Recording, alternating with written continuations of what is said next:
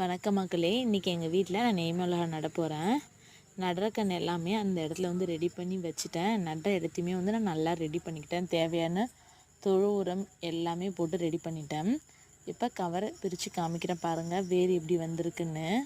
வேர் வந்து இப்போ தான் இந்த கவரில் வந்து வர ஆரம்பிச்சிருக்கு. ஆனால் இந்த பாக்கெட்டில் பாருங்கள், நல்லா வந்து செடி வந்து சூப்பராக வந்து வேர் விட்டுருச்சு. இப்போ இதை வாங்க நடலாம். நடுற இடத்த நல்லா மம்முட்டி வச்சு கொட்டிட்டு இப்போ அதில் அப்படியே செடியை வைக்கிறது தான். ரொம்ப ஆழமும் வச்சிடாதீங்க, ரொம்ப மூடு பகுதியாகவும் வச்சுருங்க. சமமான அளவு வைங்க. வச்சதுக்கப்புறம் நல்லா அமுக்கி விடுங்க செடியை.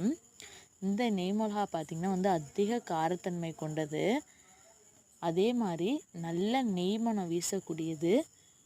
இதை வந்து நம்ம எப்படி சாப்பாட்டில் யூஸ் பண்ணலான்னு பார்த்திங்கன்னா, நம்ம நெய் வந்து எதில் அதிகமாக யூஸ் பண்ணுவோமோ அந்த இதில் நெய்க்கு பதில் இந்த மிளகா யூஸ் பண்ணிக்கலாம்.